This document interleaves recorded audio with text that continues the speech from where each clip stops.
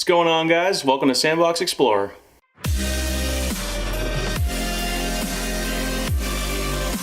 I'm Dave Higgins, and today I'm going to be doing a review on Worms WMD for the Nintendo Switch. Worms WMD is a side-scrolling 2D turn-based strategy game made by Team 17. Team 17's also made other games for the Nintendo Switch, such as My Time at Portia.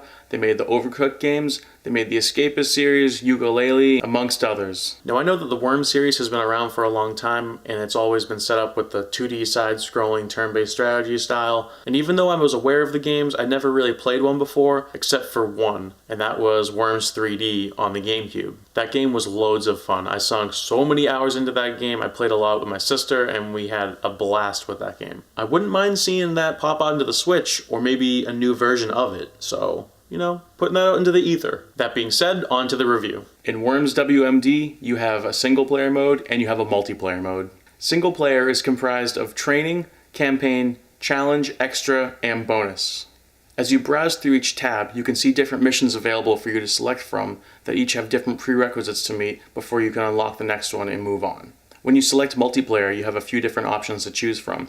You have local, which allows you to play against other people on the same Nintendo Switch system or against AI opponents. And then you have ranked and unranked online modes. You can select quick game, which will put you into the first game it can find for you. You can browse for other games to join, or you can host your own game for other people to join yours. Under wireless, you have the option to host and join games with other people who also have the game around you. If you go into customization, you'll see Scheme and Team. Under Scheme, you can micromanage all different aspects of the gameplay, from time to weapons to damage, everything you can think of. You can adjust it to your liking. Under Teams, you can create different teams and customize them to your liking, from the name of the worm, to what they're wearing, to how they talk, to what their gravestone looks like, and more. If you select Community, it'll give you news and updates about Worms WMD from Team 17. Under Help and Options, you have How to Play, which basically outlines everything you could think of and have a question about in the game. If you need to look up how to do something or need a refresher on it, you're going to find it in there. You can view the control scheme, and under Settings, you can adjust the audio levels, the rumble, and the subtitles. If you select your profile down the bottom left-hand corner, you'll view your level and stats. Under Rewards, you'll see what you've unlocked.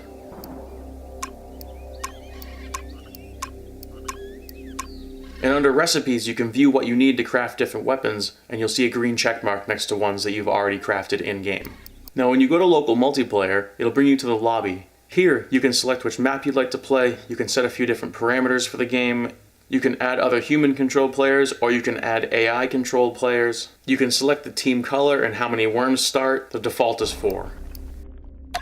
You have dozens of weapons to select from in this game. You have bazookas, you have grenades, you have shotguns, you can punch, you can poke, you can send a sheep out that will explode, you can plant mines, you can throw cluster bombs, you can use a jetpack, you can use a parachute, you can set girders as a means to go higher or as a means of protection. There's a super sheep that flies and explodes on impact. After each turn there'll be a drop. It could be weapons, it could be crafting supplies, it could be a med kit, it could even be a vehicle.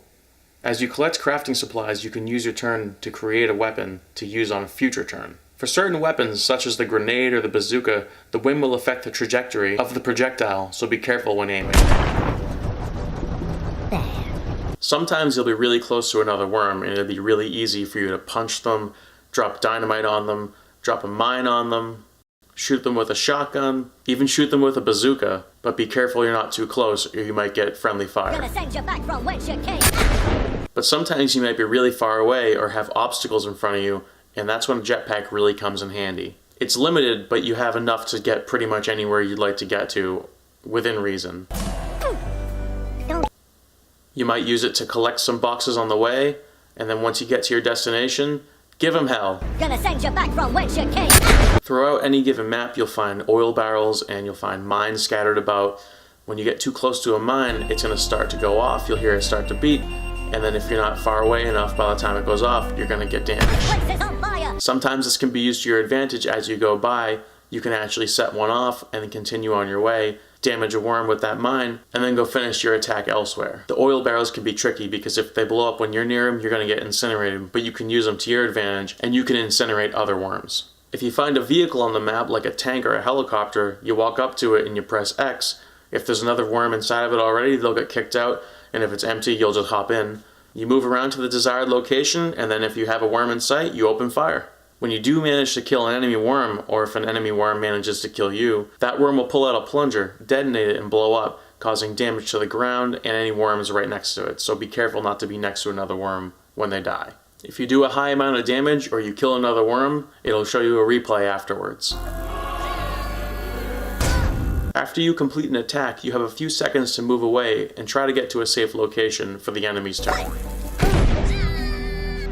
We're real close to being in Agony City right now. I think that pretty much covers it. It's a really good pick up and go game for the Switch. Since you can customize all the different game options on it, it's great for if you only want to play for a few rounds or if you want to play for a long time. It plays really well on the Switch, the gameplay is tight and the art style is really nice. You can download it from the eShop for $29.99. I'll leave a link in the description if you're trying to pick it up. Well, that about wraps it up for today. As always, if you liked the video, hit the like button, hit subscribe, leave a comment down below, and if you did hit subscribe, don't forget to hit that little bell because that way you'll get notified every time I upload a new video. Thanks for tuning in. I'll catch you next time.